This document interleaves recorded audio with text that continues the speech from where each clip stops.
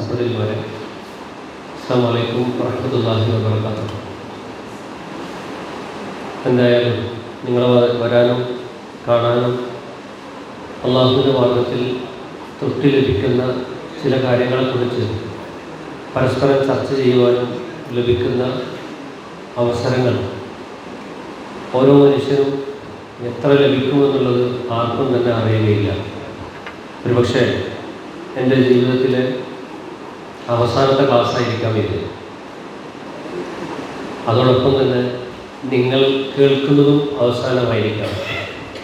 തിരുനബി സല്ലല്ലാഹു അലൈഹി വസല്ലമ നിങ്ങൾ നമസ്കരിക്കാൻ നിൽക്കുന്ന സമയത്ത് നിങ്ങളുടെ ജീവിതത്തിലെ അവസാനത്തെ നമസ്കാരമാണ് എന്ന് നിങ്ങൾ വിചാരിക്കണമെന്ന് പറഞ്ഞാൽ, അസർ നമസ്കരിച്ച സമയത്ത് നമ്മുടെ മനോഭാവം അതാണെങ്കിൽ, തുടർന്ന് മഗ്‌രിബാകുമ്പോഴേക്ക് എൻ്റെ മയ്യത്ത് മറ്റൊരാളാണ് നമസ്കരിക്കുക എന്ന് ചിന്തിക്കുമ്പോൾ ഇവിടെ ഇരിക്കുന്നതും പറയുന്നതെല്ലാം എൻ്റെ ജീവിതത്തിലെ അവസാനത്തെന്ന് ചിന്തിക്കുമ്പോൾ മനസ്സിനെ വഞ്ചിക്കാതെ കൃത്യമായി ഉള്ളിൽ നിന്ന് പരസ്പരം ഉള്ളിലേക്ക് പങ്കുവെക്കുവാനുള്ള സംസാരങ്ങളാണ് നമുക്കുണ്ടാകുക. പ്രിയപ്പെട്ടവരെ, കുടുംബം സ്വർഗ്ഗ കവാടം എന്നീ ക്യാമ്പയിനുമായി ബന്ധപ്പെട്ട് സംസ്ഥാനത്തിൻ്റെ വിവിധ ഭാഗങ്ങളിൽ വൈവിധ്യങ്ങളായ പ്രോഗ്രാമുകൾ നടന്നുകൊണ്ടിരിക്കുകയാണ്. നമുക്കറിയുന്നത് പോലെ നമ്മുടെ സംസ്ഥാന സമിതി കഴിഞ്ഞ 10-ാം തീയതി വെള്ളിയാഴ്ച എല്ലാ മുജാഹിദ് വീടുകളിലും എല്ലാവരും ഒരുമിച്ച് കൂടുകയും കുടുംബനാഥന്മാർ ഉദ്ഘാടനം നിർവഹിക്കുകയും ചെയ്ത ഒരു പ്രോഗ്രാമാണിത്. ഈ പ്രോഗ്രാം കഴിഞ്ഞ ദിവസം ഫ്രീ ആയെന്ന് പറയുന്നത്. നമ്മളൊക്കെ വ്യത്യസ്ത കളർ ഡ്രസ്സുകൾ ധരിച്ചിട്ടുണ്ട്, വ്യത്യസ്ത ചിന്തകൾ നമുക്കുണ്ട്, കാഴ്ചപ്പാടുകൾ നമുക്കുണ്ട്, എല്ലാവരും വ്യത്യസ്തരാണ്. പക്ഷേ ഇന്നത്തെ കാലഘട്ടങ്ങളിൽ കുടുംബങ്ങളിൽ ഒതുങ്ങിച്ചേരുന്ന സമയത്ത് എവിടെയൊക്കെയോ പലർക്കും അസ്വസ്ഥതകൾ അനുഭവിക്കുന്നുണ്ട്. ഇപ്പോൾ കഴിഞ്ഞൊരു മാസക്കാലത്തൊരു 10 ദിവസം ഞാൻ കുടുംബം കാലം കരുതൽ എന്ന പേരിൽ UAE നാഷണൽ കമ്മിറ്റിയുടെ നേതൃത്വത്തിൽ നടക്കുന്ന ഒരു ക്യാമ്പയിനുമായി ബന്ധപ്പെട്ട് UAEയിലായിരുന്നു. കുടുംബവുമായി ബന്ധപ്പെട്ട വിഷയങ്ങൾ മാത്രമായിരുന്നു അവിടെ സംസാരിച്ചിരുന്നത്. Premarital, post marital counselling, couple meet, വ്യത്യസ്തങ്ങളായ വൈവിധ്യമുള്ള പ്രോഗ്രാമുകളായിരുന്നു. ഓരോന്ന് കഴിഞ്ഞിറങ്ങുന്ന സമയത്തും പലരും ഒന്ന് കാണണം, ചിലത് സംസാരിക്കാനുണ്ട്, നിങ്ങൾ കാണുന്ന ഈ രീതിയൊന്നുമല്ല, ഞാൻ ചിരിക്കുന്നുണ്ട്, നല്ല രീതിയിലൊക്കെ നടക്കുന്നുണ്ട്, പക്ഷെ ഞാനും എൻ്റെ മകനും തമ്മിൽ ഇങ്ങനെ തന്നെ പ്രശ്നങ്ങളുണ്ട്, ഞാനും എൻ്റെ ഇണയും തമ്മിൽ ഇങ്ങനെ പ്രശ്നങ്ങളുണ്ട്, ഞാനും എൻ്റെ ഉമ്മയും തമ്മിൽ പ്രശ്നമുണ്ട്. ഇങ്ങനെ പങ്കുവെക്കുന്ന ആളുകൾ ഈ ക്യാമ്പയിൻ കഴിയും തോറും പരസ്പരം കൂടിക്കൊണ്ടിരിക്കുകയാണ്, തുറന്നു പറഞ്ഞുകൊണ്ടിരിക്കുകയാണ്. അത് പരിഹരിക്കണമെന്ന ബോധ്യത്തിലാണ്. അപ്പോൾ ഇവിടെ നമുക്കുണ്ടായിരിക്കേണ്ട ഒരു കാരണം, നേരത്തെ ഉദ്ഘാടനം സൂചിപ്പിച്ചല്ലോ, സ്വർഗത്തിൽ പ്രവേശിക്കില്ല എന്ന് പറഞ്ഞല്ലോ. അപ്പോൾ അവിടെ പറഞ്ഞത് ഞങ്ങൾ നമസ്കരിക്കാത്തവരാണ്, അതുകൊണ്ട് ഞങ്ങൾക്ക് ഇങ്ങനെ കൂടികളുടെ കൂട്ടത്തിൽ പോയി ഞങ്ങൾ സ്വർഗം ലഭിക്കില്ലെന്ന് പറഞ്ഞു. സ്വർഗം കിട്ടാൻ നമ്മൾ എന്തൊക്കെയാണ് ചെയ്യേണ്ടത്? സ്വർഗം കിട്ടാൻ നമ്മൾ എന്തൊക്കെയാണ് ചെയ്യേണ്ടത് എന്ന് ചോദിക്കുമ്പോൾ ഞാൻ ഇപ്പോൾ ചോദിക്കുകയാണ്, നിങ്ങൾ ഉത്തരം പറയണമെന്ന് പറഞ്ഞാൽ നിങ്ങളുടെ മനസ്സിലൊക്കെ ഓരോ ഉത്തരങ്ങളുണ്ടാവും. ഞാൻ പൊതുവിൽ അങ്ങനെയാണ് സംസാരിക്കാറുള്ളത്. അപ്പോൾ പലരും പറയും നോമ്പ് നോക്കണം, പിന്നെ സക്കാത്ത് കൊടുക്കണം, പിന്നെ നിസ്കരിക്കണം, ഇങ്ങനെയൊക്കെ പറയും. ഈ കുടുംബത്തിൻ്റെ തുടക്കം എവിടെയാണ്? കുടുംബത്തിൻ്റെ തുടക്കം എവിടെയാണ്? മനുഷ്യനെ സൃഷ്ടിച്ചെടുത്ത് കുടുംബത്തിൻ്റെ തുടക്കം എന്ന് പറയുന്നത് സ്വർഗമാണ്. ശരിക്കും നമ്മൾ ആലോചിക്കേണ്ടതാണ്. അപ്പോൾ ഈ കുടുംബം ഇസ്ലാമിക കാഴ്ചപ്പാടിൽ സ്വർഗത്തിൽ നിന്ന് തുടങ്ങി തിരിച്ച് സ്വർഗത്തിൽ തന്നെ എത്തേണ്ടതുണ്ട്. സ്വർഗത്തിലെത്തിയ ഒരു പറ്റം ആളുകൾ പരസ്പരം ചോദിക്കുന്നുണ്ട്, നിങ്ങൾ എന്തുകൊണ്ട്, എങ്ങനെ? ഇപ്പം ഞാനിവിടെ എത്തിയ സമയത്ത് ആളുകൾ ചോദിക്കും, നിങ്ങൾ എങ്ങനെ വന്നു ചോദിക്കാറുണ്ട്. ബസ്സിനാണോ അല്ലെങ്കിൽ വേറെ ഏതെങ്കിലും മാർഗങ്ങളാണോ വന്നതെന്ന് ചോദിക്കാറുണ്ട്. ഇതേ രീതിയിൽ ചോദിക്കുന്നൊരു ചോദ്യമാണ്, സ്വർഗത്തിലെത്തിയ ആളുകളുടെ ചോദ്യങ്ങൾ ഇല്ല, ഉത്തരങ്ങൾ കാണാൻ സാധിക്കും. 52-ാം അധ്യായം സൂറ തൂറിലെ 20-25 ഭാഗങ്ങളിൽ കാണാൻ സാധിക്കും. അപ്പം നിങ്ങൾ എങ്ങനെ വന്നു എന്നുള്ളത്, ഞാൻ നടന്നിട്ടാണ് വന്നത് എന്ന് പറയുമ്പോൾ സ്വാഭാവികമായും അതിൻ്റെ ചോദ്യം നിങ്ങൾ എങ്ങനെ വന്നു എന്നതാണല്ലോ. ഇതേ രീതിയിൽ ഉത്തരങ്ങൾ പറയുന്നുണ്ട്. ആ ഉത്തരങ്ങളിൽ ഒന്നാമത്തെ ഉത്തരം, ഞങ്ങൾ കുടുംബത്തിൻ്റെ വിഷയത്തിൽ മുഷ്ഫിക്കായിരുന്നു. നമ്മളെല്ലാവരും കുടുംബങ്ങളിൽ അംഗങ്ങളാണ്. കുടുംബത്തിൻ്റെ വിഷയത്തിൽ മുഷ്ഫിക്കായിരുന്നു. ഫമന്നല്ലാഹു അലൈന വവഖാന അദാബസ്സമൂം. അതുകൊണ്ട് പടച്ച തമ്പുരാൻ ഞങ്ങൾക്ക് സ്വർഗമേകി. അപ്പോൾ സ്വർഗത്തിലേകാനുള്ള പ്രധാനപ്പെട്ട കാരണം എന്താണ്? ഞങ്ങൾ കുടുംബത്തിൻ്റെ കാര്യത്തിൽ മുഷ്ഫിക്കായിരുന്നു, വളരെ ജാഗരൂകരായിരുന്നു.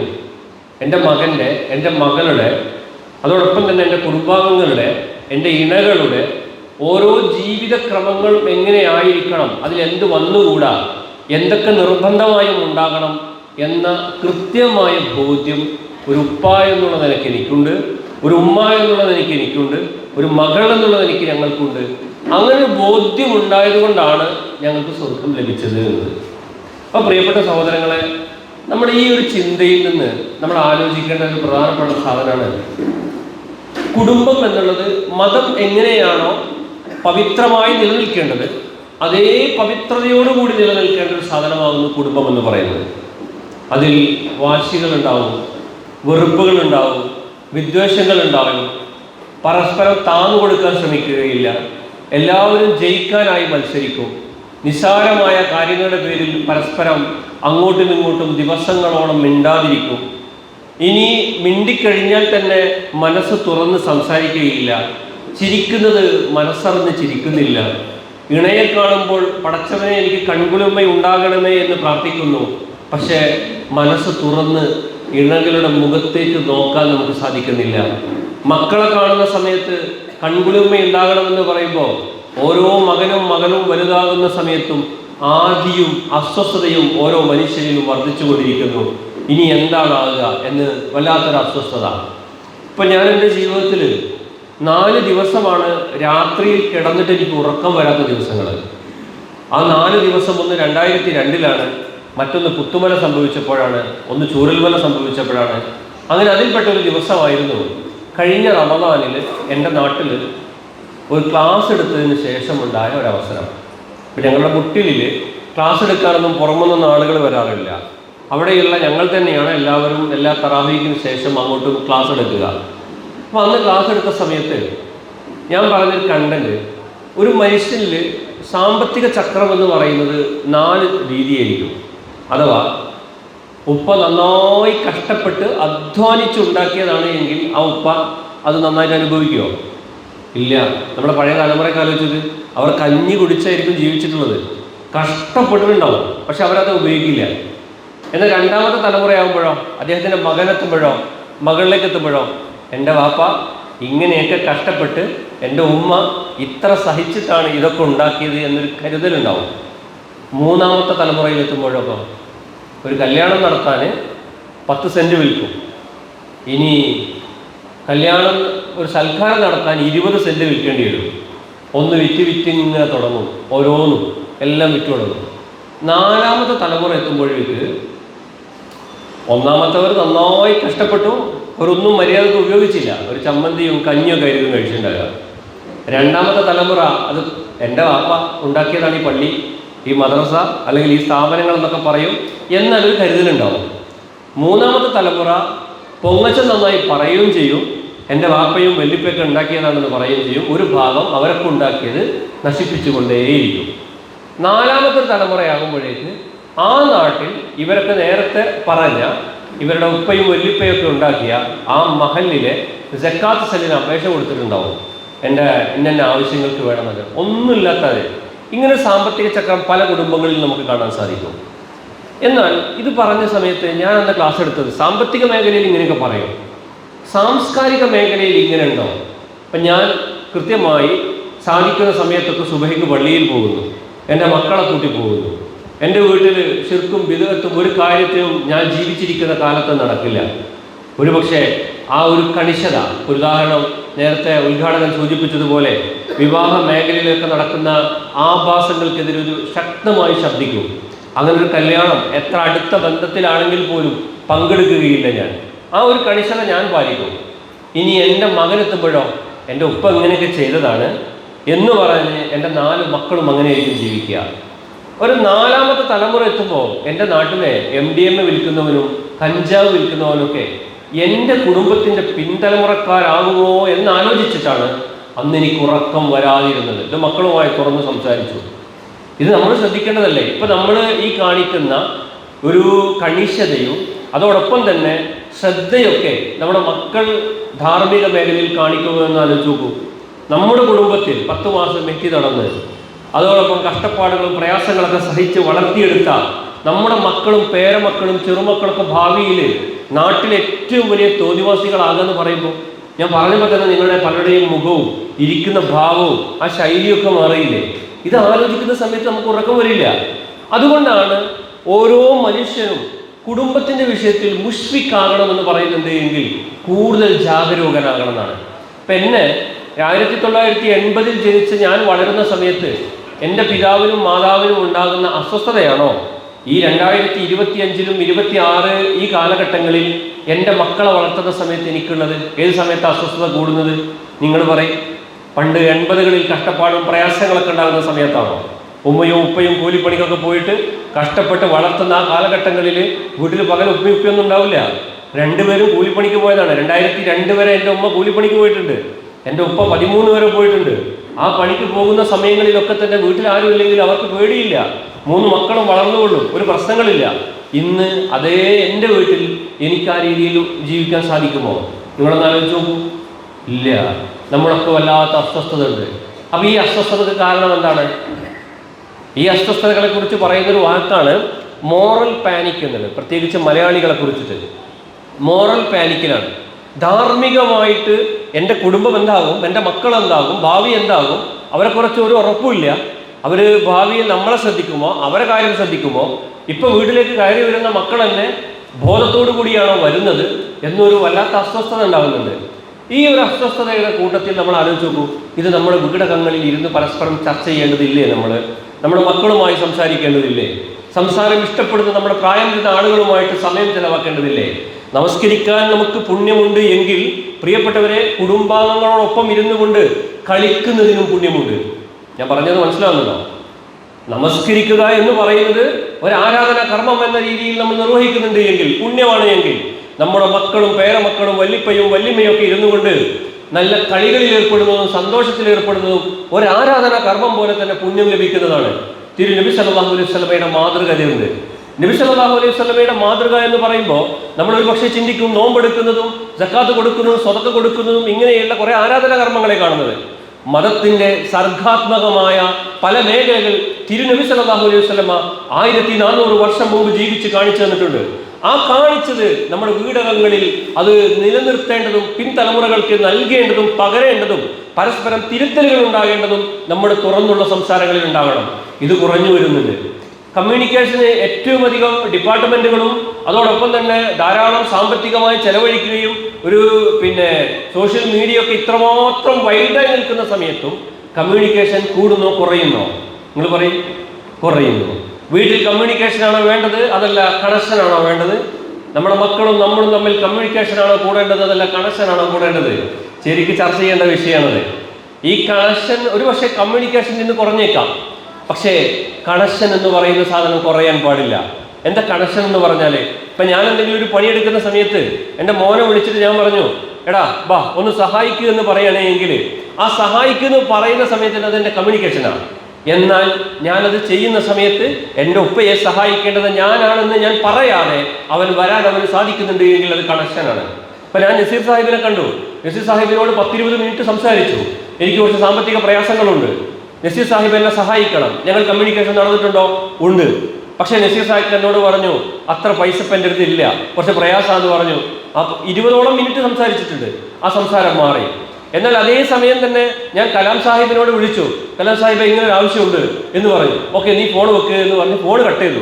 ഒരു 3-4 സെക്കൻഡാണ് ഞങ്ങൾ സംസാരിച്ചത്. ഫോൺ വെക്കുക എന്ന് പറഞ്ഞു, ഫോൺ കട്ട് ചെയ്തു. അപ്പോൾ തന്നെ അദ്ദേഹം തിരിച്ചു വിളിക്കുന്നുണ്ട്, ജലീൽ നിന്റെ ഗൂഗിൾ പേയിൽ ഞാൻ ഇത്ര പൈസ ഇട്ടിട്ടുണ്ട് കേട്ടോ എന്ന്. അത് ഞങ്ങൾ തമ്മിലുള്ള കണക്ഷനാണ്. അപ്പോൾ ഒരു വ്യക്തികൾ തമ്മിൽ, ഇണകൾ തമ്മിൽ, മക്കൾ തമ്മിൽ പലപ്പോഴും ഇണകളുടെ പരാതികളാണ് കമ്മ്യൂണിക്കേഷൻ കുറവാണ്, എൻ്റെ ഭർത്താവിനെ സംസാരിക്കാൻ കിട്ടുന്നില്ല, ഭാര്യയെ കിട്ടുന്നില്ല എന്നുള്ള പരാതികൾ ഉണ്ടാകാറുണ്ട്. അവിടെയാണ് ഒരു പക്ഷേ പ്രിയപ്പെട്ടവരെ കമ്മ്യൂണിക്കേഷനേക്കാൾ അധികം കണക്ഷൻ ഉണ്ടാകണം. തിരുനബി സല്ലല്ലാഹു അലൈഹി വസല്ലമ ഹിറാ ഗുഹയിൽ നിന്നുകൊണ്ട് വീട്ടിലേക്ക് കടന്നു വന്നിട്ട് ഉണ്ടായ സംഭവങ്ങളെല്ലാം, ആദികളും പ്രയാസങ്ങളും എല്ലാം ഖദീജ റളിയല്ലാഹു അൻഹയോട് തുറന്ന് സംസാരിക്കാൻ പറ്റുന്ന ഒരു അവസരമല്ല പ്രവാചകനുള്ളത്. പക്ഷേ പ്രവാചകൻ സല്ലല്ലാഹു അലൈഹി വസല്ലമയുടെ അവസ്ഥ എന്ത് എന്ന് കണ്ടറിഞ്ഞുകൊണ്ട്, അവരോട് ആ കണക്ഷൻ നിലനിൽക്കുന്നത് കൊണ്ടാണ് കണ്ടറിഞ്ഞുകൊണ്ടത് പ്രവാചകന്റെ പത്നിക്ക് തിരുത്താൻ സാധിച്ചത്. ഇടകൾ പരസ്പരം അങ്ങനെ ഉണ്ട് എങ്കിൽ, എൻ്റെ ഉമ്മയുടെ മുഖം നോക്കുന്ന സമയത്ത് ഉമ്മക്ക് പ്രശ്നമുണ്ടോ, പ്രതിസന്ധിയുണ്ടോ, സങ്കടമുണ്ടോ, ദുഃഖമുണ്ടോ എന്നുള്ളത് എനിക്ക് പറയാതെ മനസ്സിലാക്കാൻ സാധിക്കുന്നുണ്ട് എങ്കിൽ ഞാനും എൻ്റെ ഉമ്മയും കണക്റ്റഡാണ്. ഒരു മതപരമായ കർമ്മമാണത്. ആ ഉമ്മയെ പരിഗണിക്കേണ്ടതുണ്ട്. എൻ്റെ ഭാര്യയെ നോക്കുന്ന സമയത്ത്, അല്ലെങ്കിൽ എൻ്റെ മക്കളെ നോക്കുന്ന സമയത്ത് ഇന്ന ആവശ്യങ്ങൾ അവർക്കുണ്ടെന്ന് മുഖം പറയാതെ നമുക്ക് വായിച്ചെടുക്കാൻ സാധിക്കുന്നുണ്ട് എങ്കിൽ അത് തിരുത്താനും അവിടെ ഇടപെടാനും, ഞാൻ പറഞ്ഞത് ശരിയായിട്ടില്ല, അവർക്കത് ഇഷ്ടമായിട്ടില്ല, അതുകൊണ്ട് ഞാനത് തിരുത്തട്ടെ, ഇന്ന ഏരിയയിൽ ഞാനത് പറയട്ടെ എന്ന രീതിയിലേക്ക് നമ്മെ ചിട്ടപ്പെടുത്താൻ സാധിക്കുന്നുണ്ട് എങ്കിൽ വളരെ കണക്ഷൻ ഉണ്ടാവുന്നതാണ്. ഇവിടെയാണ് മക്കളെ നമ്മൾ നന്നായിട്ട് കുറ്റം പറയും. ഇന്നത്തെ കാലത്ത് മക്കൾ പ്രശ്നമാണ്, മക്കൾ വരുന്നില്ല, വന്ന മക്കളെ മുമ്പിൽ വെച്ചിട്ടാണ് നമ്മൾ അങ്ങനെ ഇങ്ങനെയൊക്കെ പറയുക. പക്ഷെ അതിന് വേറൊരു കാര്യമുണ്ട്. ഇപ്പൊ കഴിഞ്ഞ ദിവസം തന്നെ ഞാൻ എവിടെ ഒരു സംസാരത്തിൽ പറഞ്ഞിട്ടുണ്ട്, ഒരാൾ ഹജ്ജിന് പോകുന്നുണ്ട് എങ്കിൽ ഒരു 5-6 ലക്ഷം രൂപ ചെലവാക്കിയിട്ട് ഹജ്ജിന് പോകും. നമ്മൾ അവർക്ക് യാത്രയപ്പ് കൊടുക്കും, വളരെ ഭവ്യതയോടുകൂടി കാണും, വന്നു കഴിഞ്ഞാൽ അവരെ പോയി കാണും, തിരിച്ചും കാണും. പക്ഷേ നമ്മുടെയൊക്കെ സ്കൂളിൽ പോയിട്ട് ഒരു കുട്ടി ശരിക്കും ആലോചിക്കേണ്ടതാണ്. പറയാതെ വന്നിട്ട് അവളെ മസ്ത് അവളെ അഴിച്ചു മാറ്റുന്നില്ല, പറയാതെ വന്ന് അവൾ നമസ്കരിക്കുന്നുണ്ട്, പറയാതെ വന്നുകൊണ്ട് ഉമ്മയോടും ഉപ്പയോടും ഒക്കെ തന്നെ അവരുടെ കമ്പൽഷൻ ഇല്ലാതെ തന്നെ മതപരമായ കാര്യങ്ങളിലും നല്ല ബോധത്തിലും അവർ ജീവിക്കുന്നുണ്ട് എങ്കിൽ ഞാൻ പറയുന്നു, ഒരു ഹജ്ജിന് പോയിട്ട് വരുന്ന മനുഷ്യരെക്കാളധികം നമ്മുടെ വീടകങ്ങളിൽ വരുന്ന ടീനേജ് പ്രായത്തിലുള്ള കുട്ടികളെയാണ് നമ്മൾ ആദരിക്കേണ്ടത്. കാരണം കലാലയങ്ങൾ എന്ന് പറയുന്നത് അത്രമാത്രം നന്മകളിൽ നിന്ന് മനുഷ്യനെ അകറ്റുക എന്നുള്ള ചിന്തകളുണ്ട്. മതമേഖലയാണ് ഈ മേഖലയിൽ പലതും വിറ്റഴിക്കാനുള്ള പ്രയാസങ്ങൾ നിലനിൽക്കുന്നത്. ഒരു കള്ള് വിൽക്കുന്നിടത്തും ഒരു അധാർമികമായ വേറെന്തെങ്കിലും സാധനങ്ങൾ ചെയ്യുന്നിടത്തും അതിൻ്റെ മുമ്പിൽ ഒന്നാമതായി ഉണ്ടാകുക മതബോധമുള്ള മനുഷ്യരാണ്. കാരണം അവരുടെ ധാർമ്മിക മേഖലയെ നശിപ്പിക്കുമെന്നുള്ള ബോധ്യം. അതുകൊണ്ട് തന്നെ ഇന്നത്തെ ലിബറൽ ചിന്തകൾക്കും കാഴ്ചപ്പാടുകളിലെയും ഏറ്റവും പ്രധാനപ്പെട്ട രംഗമാണ് മതത്തെ ഇല്ലായ്മ ചെയ്യണമെന്നുള്ളത്. മതബോധം ഇല്ലായ്മ ചെയ്യുക എന്ന് പറയുന്നത് അത്രമാത്രം സാധ്യമല്ല. അപ്പോൾ അവർ സ്വാഭാവികമായും അടുത്ത പണിയാണ് കുടുംബ വ്യവസ്ഥകൾ എന്ത് ചെയ്യണം. മതം രൂപപ്പെട്ടതും പഠിപ്പിച്ചതും ആദം നബി അലൈഹി സ്വലാത്തു വസ്സലാമിന് സ്വർഗത്തിൽ നിന്നാണ് എങ്കിൽ, ആ കുടുംബവും രൂപപ്പെട്ടത് സ്വർഗത്തിൽ നിന്നാണ് എങ്കിൽ, ആ സ്വർഗത്തിലേക്ക് തിരിച്ചെത്തേണ്ട കുടുംബമുണ്ടല്ലോ, ആ കുടുംബ ഭദ്രതയെ താളം തെറ്റിക്കണം. ആ താളം തെറ്റിക്കുക എന്ന് പറയുന്നത് നമ്മുടെ മക്കളിൽ ചിന്തകളായി കഴിഞ്ഞു വരാറുണ്ട്. ഇപ്പം എൻ്റെ വീട്ടിൽ 7 ആളുകളുണ്ട്. ഈ 7 ആളുകളുടെയും ഉപജീവനം എന്ന് പറയുന്നത് ഞാൻ അധ്വാനിക്കുന്നത് കൊണ്ടാണ്. അപ്പോൾ എനിക്ക് വീട്ടിൽ എത്ര ആൾക്ക് വരുമാനമുണ്ട്? ഒരാൾക്ക് വരുമാനമുണ്ട്. ഇൻകം വരുന്നത് ഒരാളിലൂടെ മാത്രമാണ്. ചിലവോ 7 ആളുടെയും വരും. ഞാൻ പറഞ്ഞത് മനസ്സിലാകുന്നുണ്ടോ? എന്നാൽ സംസ്കാരം, കൾച്ചർ കയറി വരുന്നതോ ശരിക്കും ആലോചിച്ച് നോക്ക്, എന്നിലൂടെ മാത്രമാണ്. ഞാൻ പറഞ്ഞത് മനസ്സിലാകുന്നുണ്ടോ? ഇപ്പം ഞാൻ വളരുന്ന സാഹചര്യം, എൻ്റെ കൂട്ടുകാർ, എൻ്റെ സംഘടനാ പ്രവർത്തനങ്ങൾ, എൻ്റെ സ്കൂള് കാര്യങ്ങൾ, ഈ ചിന്തയിൽ നിന്നൊക്കെ എന്നിൽ സ്വാധീനിക്കുന്ന കുറേ കാര്യങ്ങൾ എൻ്റെ വീട്ടിലേക്ക് വരും, സ്വാഭാവികമാണ്. ഇനി തിരിച്ച് എൻ്റെ മക്കളോ 4 പേര് 4 സ്കൂളിലുണ്ട്. ഒരാൾ LP യിലുണ്ട്, UP യിലുണ്ട്, ഹൈസ്കൂളിലുണ്ട്, ഹയർ സെക്കൻഡറിയിലുണ്ട്. ഈ 4 കൂട്ടുകെട്ടുകളിൽ നിന്നും അവർക്ക് ലഭിക്കുന്ന ഇൻപുട്ടുകൾ എന്ന് പറയുന്നത് വ്യത്യസ്തമായിരിക്കും. ഒരു പ്രോഗ്രാം സംഘടിപ്പിക്കുന്ന സമയത്തോ ഒരു ചിന്തകൾ ഉണ്ടാകുന്ന സമയത്തോ അവരുടെ 4 പേരുടെയും പ്രതികരണങ്ങൾ വ്യത്യസ്തമായിരിക്കും. ഇനി ഉമ്മയുമായി ബന്ധപ്പെടുന്നിടത്ത് ആ ഖുർആൻ ക്ലാസും മറ്റു കാര്യങ്ങളിൽ നിന്നൊക്കെ ഉമ്മയുടേതായ ചിന്തകൾ വരും. വൈഫിൽ നിന്നും വരും MGMഉം മറ്റു കാര്യങ്ങളായിട്ട്. ഒരുപക്ഷെ 7 ആളുകൾ വീട്ടിലുണ്ട് എങ്കിൽ വരുമാനം ഒരാളാണെങ്കിൽ വരെ വ്യത്യസ്ത ചിന്താധാരകൾ പുറത്തുനിന്ന് എന്ത് ചെയ്യുന്നുണ്ട്, സ്വീകരിച്ചുകൊണ്ട് നമ്മുടെ കുടുംബങ്ങളിലേക്ക് വരുന്നുണ്ട്. ഇങ്ങനെ വരുന്നുണ്ട് എങ്കിൽ നമ്മൾ അവിടെ ശ്രദ്ധിക്കേണ്ടതുണ്ടോ? ഇല്ലേ? ഉണ്ട്. അവിടെയാണ് പ്രിയപ്പെട്ടവരെ, ഒന്ന് നമ്മുടെ മക്കളെ കുറ്റപ്പെടുത്തി സംസാരിച്ചുകൊണ്ട്, എനിക്കിപ്പോൾ 45 വയസ്സായി, 45 വയസ്സായ ഒരാൾ ഞാനൊരു കാര്യം തിരുത്തണമെങ്കിൽ എന്നെ കുറ്റപ്പെടുത്തി പറഞ്ഞാൽ തിരുത്താൻ സാധിക്കുമോ? നമ്മൾ ആലോചിച്ച് നോക്ക്. ഇല്ലല്ലോ, ഇല്ല. അപ്പോൾ നമ്മുടെ മക്കളെ നമ്മൾ കുറ്റപ്പെടുത്തി സംസാരിച്ചിട്ടുണ്ടെങ്കിലോ എന്തെങ്കിലും അവർ തിരുത്തുമോ? ഉപദേശം കൊണ്ട് ആരെങ്കിലും തിരുത്തുമോ? നമ്മൾ തിരുത്തുമോ ഉപദേശം കൊണ്ട് എന്തെങ്കിലും കാര്യങ്ങൾ? ഇപ്പം ഒരു 10, 60, 70 വയസ്സേക്കായ ഉമ്മ സ്ഥിരമായിട്ട്, അല്ലെങ്കിൽ ഒരു ഉപ്പ സ്ഥിരമായി ഖുർആൻ ക്ലാസ്സിനും കാര്യങ്ങൾക്കൊക്കെ പോകുന്നുണ്ട്, കൃത്യമായി പോകുന്നുണ്ട്. ആ ഉമ്മയുടെ അടുത്ത് വീഴ്ച ഉണ്ടെന്ന് വിചാരിച്ചോളൂ.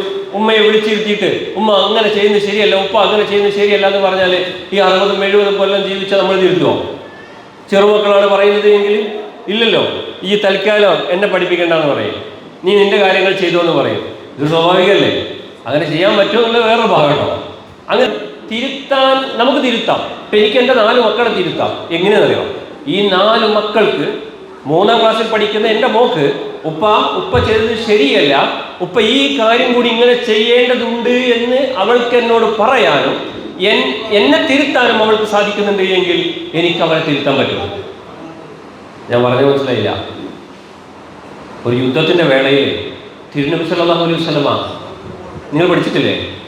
വടി പിടിച്ചിട്ട് ഒരാളുടെ വയറ്റിന് കുത്തി അല്ലേ?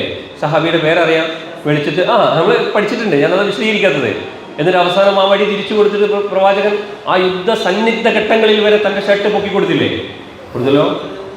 ആ തിരുനബി സല്ലല്ലാഹു അലൈഹി വസല്ലമയെ തിരുത്താൻ, വഹിയുള്ള പ്രവാചകനെ തിരുത്താൻ ഒപ്പമുള്ളവർക്ക് അവസരം ഉണ്ടായിരുന്നുവെങ്കിൽ ഇതൊന്നുമില്ലാത്ത എന്നെ തിരുത്താൻ എൻ്റെ മോക്ക് പറ്റൂലേ? പറ്റൂ. മക്കൾക്ക് പറ്റൂലേ? പറ്റണം. അങ്ങനെ പറ്റുന്നുണ്ടെങ്കിലോ? ഞാൻ പൊതുവിൽ എൻ്റെ മക്കളോട് ഉപദേശങ്ങൾ കാണാറുണ്ട്. ഞാൻ ഇന്നതാണ് വിഷയം, എങ്ങനെ പറയണം, ഇന്നത് പറയാൻ പറ്റുമോ? ഈ ഒരു ചോദ്യം ചോദിച്ചാൽ തിരിച്ച് എനിക്ക് എൻ്റെ മക്കളെ തിരുത്തൽ പ്രയാസമല്ല ആണോ? അല്ല. അപ്പം എന്നെ തിരുത്താൻ എൻ്റെ മക്കൾക്ക് സാധിക്കുന്നുണ്ട് എങ്കിൽ എനിക്ക് എന്ത് ചെയ്യാൻ പറ്റും? എൻ്റെ മക്കളെയും തിരുത്താൻ പറ്റും. ഞാൻ ബാപ്പയാണ്, ഞാൻ ഉമ്മയാണ്, ഞങ്ങൾ അധ്വാനിച്ച് കഷ്ടപ്പെട്ട് പറയില്ലേ, നമ്മൾ ജീവിതമൊക്കെ ഇങ്ങനെ ഉണ്ടായത്, ഈ വീട് എങ്ങനെ ഉണ്ടായെന്ന് നിനക്കറിയോ, നീ ഇങ്ങനെ അനുഭവിച്ചത് എങ്ങനെയാണെന്നറിയോ? ആ പഴയ കഷ്ടതകൾ കേൾക്കാൻ മക്കൾക്ക് ഇഷ്ടമുണ്ടോ? ഉണ്ടോ? പിന്നെ നമ്മൾ ഇതിനോട് വാങ്ങണം. അവരെ നാം കേൾക്കുന്നവരാണ് എങ്കിൽ ഒരു തർക്കമില്ല, നമ്മളെയും അവരെന്ത് ചെയ്യും? കേൾക്കും. അവരെ നാം കേൾക്കുന്നില്ല എങ്കിൽ നമ്മളെ ഒരുപക്ഷെ അവർ കേൾക്കും. 47 കുട്ടികൾ പങ്കെടുക്കുന്ന ഒരു പഴയ സ്റ്റുഡൻസ് വിങ്ങിൻ്റെ ഒരു പ്രോഗ്രാമല്ലേ, അന്ന് IGM ഇല്ല, 47 കുട്ടികൾ പങ്കെടുക്കുന്നുണ്ട്. മാതാപിതാക്കളെ കുറിച്ച് നിങ്ങളെ കാഴ്ചപ്പാടെന്താണെന്ന് ചോദിച്ചു. ഒരു പെൺകുട്ടി എഴുന്നേറ്റ് എന്നിട്ട് പറഞ്ഞ വാക്കെന്താ എന്നോട്? Sir, just like a bus ticket എന്നാണ്. Just like a bus ticket. അന്നത്തെ ബസ് ടിക്കറ്റ് മെഷീൻ പ്രിൻ്റ് ഒന്നും അല്ല, അന്ന് അക്കിപ്പറിക്കുന്ന ടിക്കറ്റ് ഇല്ലേ, നമ്മൾ പോക്കറ്റിൽ പോലും ഇടില്ല. മനസ്സിലാകുന്നുണ്ടോ? 2 പാത്രങ്ങൾ കഴുകിയാൽ അതിൻ്റെ കുറ്റവും കുറവും ഉമ്മ പറഞ്ഞ തീരില്ല. ഒന്ന് അടിച്ചു വാരി വൃത്തിയായിട്ടില്ലെങ്കിൽ പ്രശ്നം. ഇനി ഈ പ്രശ്നങ്ങളൊക്കെ ഉപ്പയോട് പറഞ്ഞാൽ ഉപ്പ ഉമ്മയുടെ ഷെറ് ഭയന്നിട്ടാ, വേണം അങ്ങനെ കേട്ടോ, ഉമ്മയുടെ ഷെറ് ഭയന്നുകൊണ്ട് ഉപ്പയും നിശബ്ദനാവും. പിന്നെ ഞാൻ എന്തിനവരെ എപ്പോഴും എന്നെ കുറ്റപ്പെടുത്തി, എന്നെ അംഗീകരിക്കാത്ത, ഞാൻ ചെയ്യുന്നൊരു പ്രവർത്തനങ്ങൾ അംഗീകരിക്കാത്ത അവരെ ഞാൻ എന്തിനു ഗൗരവത്തിലെടുക്കണം? വല്ലാത്ത ചോദ്യമാണ്. ആ പെൺകുട്ടിയെ എനിക്കറിയാം, ആ കുടുംബത്തെ എനിക്കറിയാം. അങ്ങനെയൊന്നുമല്ല കുടുംബം ജീവിക്കുന്നത്. പക്ഷേ കാലം വായിച്ചെടുത്തൊരു വാക്കാണ് ആ കുട്ടി പറഞ്ഞത്. ഇവിടെയാണ് നമ്മൾ ചില തിരുത്തലുകൾ ഉണ്ടാകേണ്ടത്. നമ്മൾ വളർന്നു വന്ന സാഹചര്യമല്ല നമ്മുടെ മക്കൾ വളർന്നു വരുന്നത്. ഒരിക്കലും എൻ്റെ വൈഫ് എൻ്റെ 2ാമത്തെ മോനോട് പറഞ്ഞു, എടാ ഞങ്ങളുടെ കല്യാണം കഴിഞ്ഞിട്ട് ഇത്ര കൊല്ലമായി, അന്ന് 18 കൊല്ലമായി. ഈ 18 കൊല്ലത്തിൻ്റെ ഇടയിൽ ഞങ്ങൾ രണ്ടുപേരും എപ്പോഴെങ്കിലും തെറ്റി നിൽക്കുന്നതോ വഴക്ക് കൂടുന്നതോ, ഇപ്പം 19 കൊല്ലം കിട്ടോ, അപ്പോൾ വഴക്ക് കൂടുന്നതോ തെറ്റി നിൽക്കുന്നതോ ഏതെങ്കിലും ഒരു സമയത്ത് നിങ്ങൾ 4 മക്കൾ കണ്ടിട്ടുണ്ടോ? കേൾക്കാൻ പറ്റാത്തൊരു വാക്ക് പറയുന്നത് നിങ്ങൾ കേട്ടിട്ടുണ്ടോ? ദേഷ്യം കൊണ്ട് എന്തെങ്കിലും വണ്ടിയിനെ ഞാൻ ഓടിച്ചു പോകുന്നതിനിടയിലാണ് പറയുന്നത്. അതിൽ നിന്ന് 2ാമത്തെ മകൻ പറഞ്ഞൊരു വാക്കുണ്ട്. അവനെല്ലാം പറഞ്ഞ വാക്ക് ഒരു പക്ഷേ ഇവിടുന്ന് അങ്ങനെ പറയാൻ പറ്റില്ല. അവൻ്റെ സ്വതസിദ്ധമായ ശൈലിയിൽ അവൻ പറഞ്ഞ വാക്ക്, ഉപ്പ നിങ്ങളെ 2 പേരെയും മാത്രം കണ്ടല്ല ഞങ്ങൾ പഠിക്കുന്നത്. ഞങ്ങൾക്ക് ഒഴിവ് സമയങ്ങളിൽ കിട്ടുന്ന ഓരോ ഫോണുകളും ആ ഫോണിൽ നിന്ന് വ്യത്യസ്തങ്ങളായി നിങ്ങളിൽ ഞമ്മളും ഇഷ്ടപ്പെടാത്ത പല ചിന്തകളും അതിൽ നിന്ന് നമുക്ക് ലഭിക്കുന്നുണ്ട്. അപ്പോൾ പണ്ട് കാലത്ത് എൻ്റെ ഉപ്പനെയും ഉമ്മനെയും കണ്ട് പഠിക്കണം എന്ന് പറഞ്ഞാൽ, ആ കുടുംബത്തെ കണ്ട് പഠിക്കണം എന്ന് പറഞ്ഞാൽ മാതൃക ഉണ്ടായിരുന്നു. ഇന്ന് അതിലുപരി വ്യത്യസ്ത ചിന്തകൾ നമ്മളിലേക്കൊക്കെ വരുന്നുണ്ട്. അപ്പോൾ ഇവിടെ ഇതൊക്കെ ഒരു പേടിപ്പിക്കാനോ അസ്വസ്ഥമാക്കാനോ ഒന്നുമല്ല. എല്ലാവരും സ്വസ്ഥത ലഭിക്കണമെന്ന് ആഗ്രഹിക്കുന്ന ആളുകളാണ്, സ്വസ്ഥമായി ജീവിക്കണമെന്ന് ആഗ്രഹിക്കുന്ന ആളുകളാണ്. അതിന് മനസ്സ് തുറന്നുള്ള സംസാരങ്ങളും സംഭാഷണങ്ങളും ഉണ്ടായാൽ മതി. പ്രിയപ്പെട്ടവരെ, നമ്മൾ പ്രാർത്ഥിക്കുന്നൊരു പ്രാർത്ഥനയല്ലേ കുടുംബത്തിന് വേണ്ടിയിട്ട്? കുടുംബത്തിന് വേണ്ടിയിട്ട് എന്താണ് നമ്മൾ പ്രാർത്ഥിക്കുന്ന പ്രാർത്ഥന? റബ്ബന ഹബ്ലന, എനിക്കറിയില്ല എന്ന് പറയേ, റബ്ബന ഹബ്ലന മിൻ അസ്വാജിന വദുരിയാതിന ഖുർറത അയ്യുൻ വജഅൽനാ ലിൽ മുത്തഖീന ഇമാമ. ഏതാ സൂറത്തെന്ന് ചോദിച്ചാൽ നിങ്ങൾ പറയും. അല്ലേ? കാരണം പല വെളിച്ചത്തിൻ്റെയും മറ്റ് അവാർഡുകളൊക്കെ തന്നെ ആലപ്പുഴയെ തേടി വരുന്നത് പലപ്പോഴും ഷബാബിലും പുടവയിലൊക്കെ ഞങ്ങൾ കാണലുമുണ്ട്, അറിയലുമുണ്ട്. പലരോടും ഞങ്ങൾ ചിലവൊക്കെ ചോദിക്കാറുണ്ട്.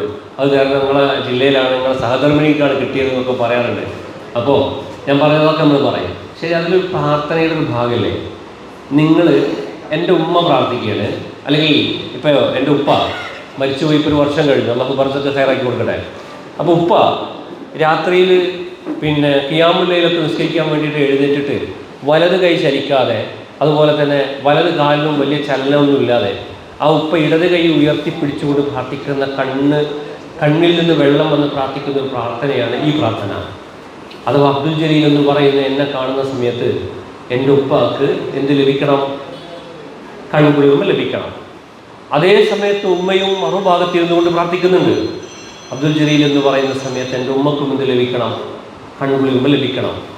തിരിച്ച് എൻ്റെ ഭാര്യ പ്രാർത്ഥിക്കുന്നുണ്ട്. അബ്ദുൽ ജലീൽ എന്ന് പറയുന്ന എന്നെ കാണുമ്പോൾ അവർക്ക് കൺകുളിർമ ലഭിക്കണം. മൂന്നാളുകൾക്ക് എന്നെ കാണുന്ന സമയത്ത് കൺകുളിർമ ലഭിക്കണമേ എന്ന് അവർ പ്രാർത്ഥിക്കുന്നുണ്ട്. ഞാൻ പറയുന്നത് നിങ്ങൾക്ക് മനസ്സിലാകുന്നുണ്ടോ? കൃത്യമാണല്ലോ അല്ലേ? എങ്കിൽ ഞാൻ ഈ ഓഡിറ്റോറിയത്തിൽ നിന്ന് തന്നെ മുമ്പ് ഞാൻ പറഞ്ഞ അതേ ഉദാഹരണം വീണ്ടും ഞാൻ ആവർത്തിക്കട്ടെ.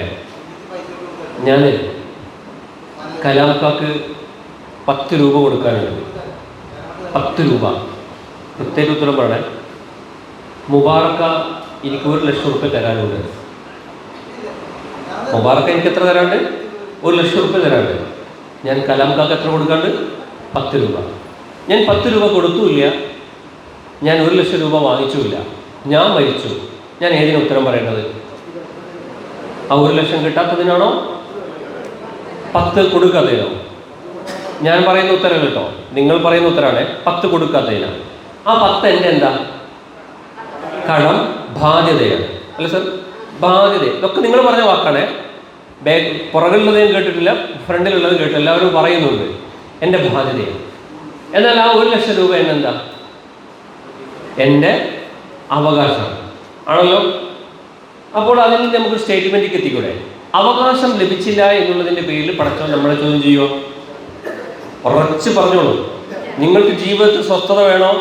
ഈ ഖുർആനിൻ്റെ, ഇസ്ലാമിൻ്റെ ഈ ഒരു അധ്യാപനം പഠിച്ചാൽ മതി. അവകാശം ലഭിച്ചില്ല എന്നുള്ളതിൻ്റെ പേരിൽ പടച്ചവൻ നമ്മളെ ശിക്ഷിക്കുമോ? ഇല്ല. ബാധ്യത നിർവഹിച്ചില്ല എന്നുള്ളതിൻ്റെ പേരിലോ? ഉറപ്പല്ലേ?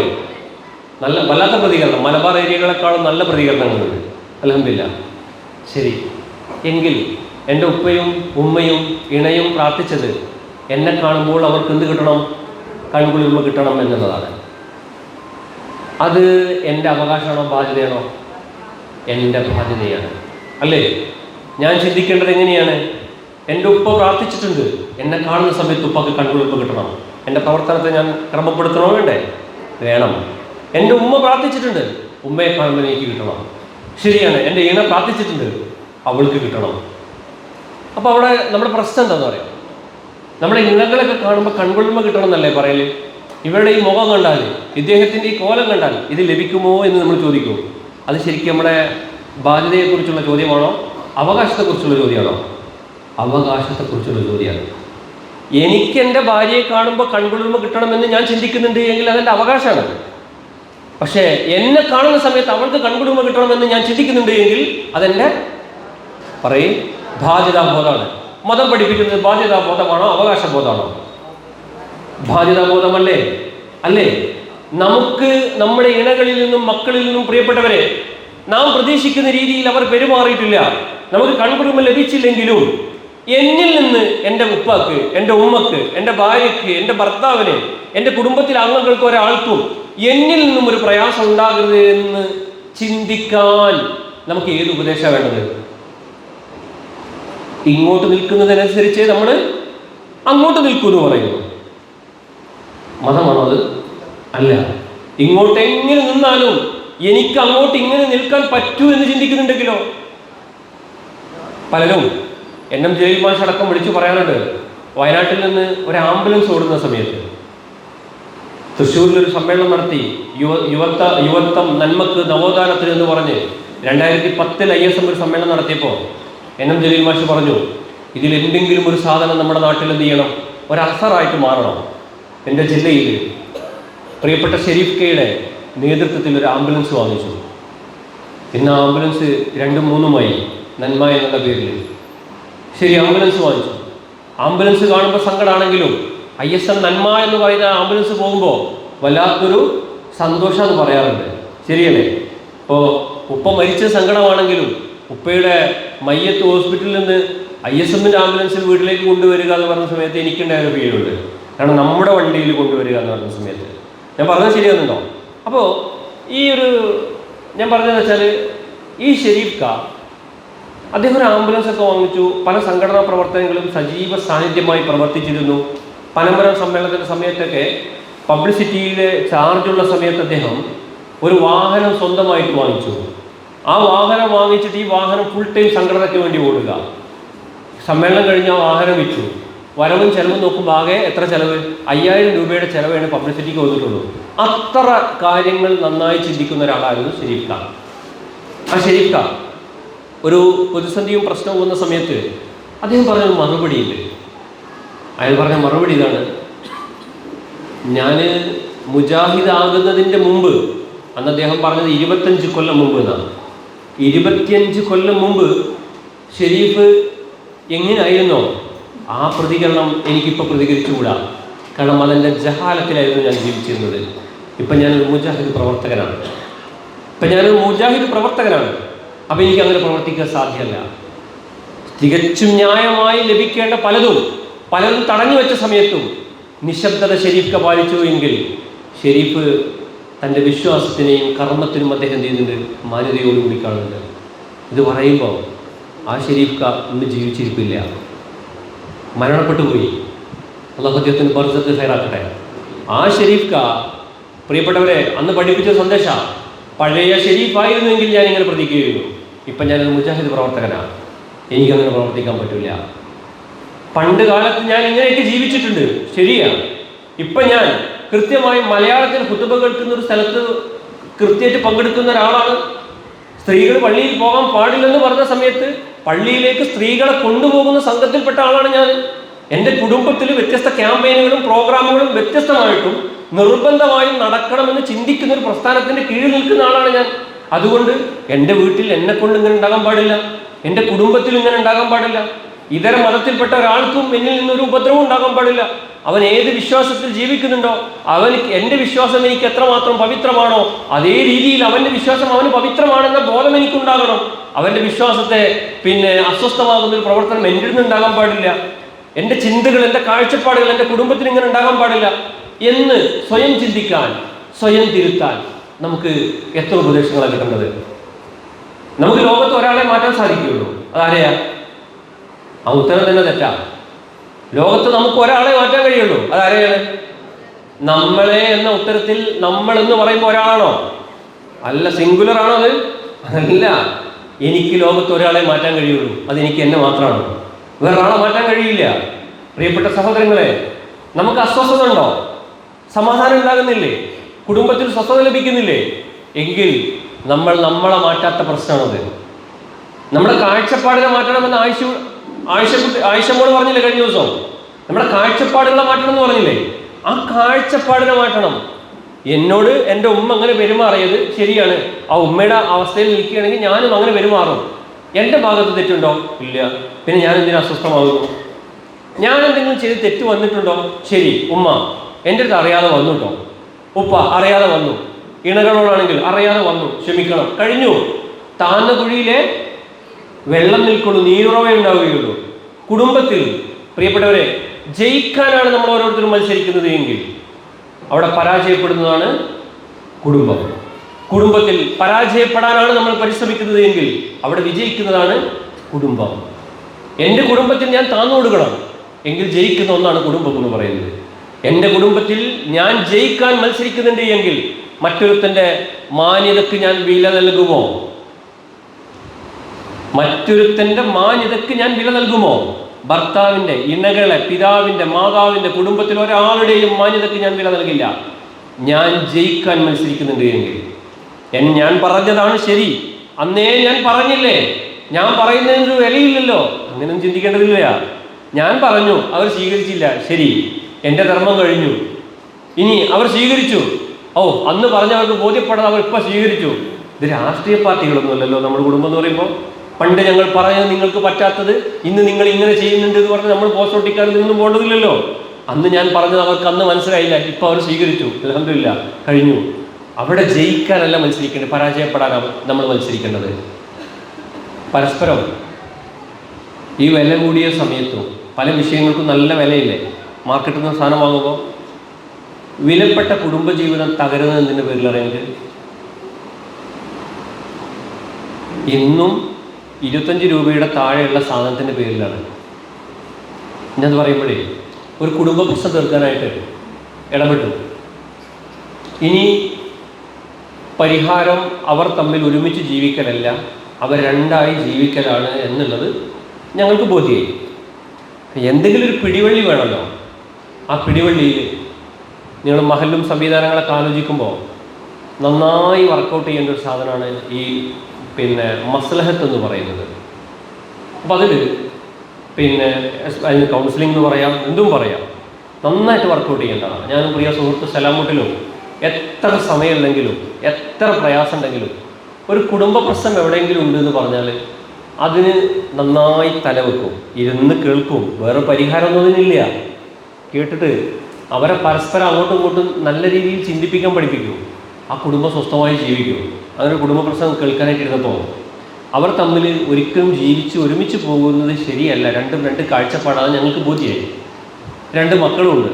ബാപ്പയും ഉമ്മയും ജീവിച്ചിരിക്കുക അനാഥരായ മക്കളുണ്ടാകുന്നു എന്നൊരു കുറ്റബോധം ഉള്ളിലുണ്ട്.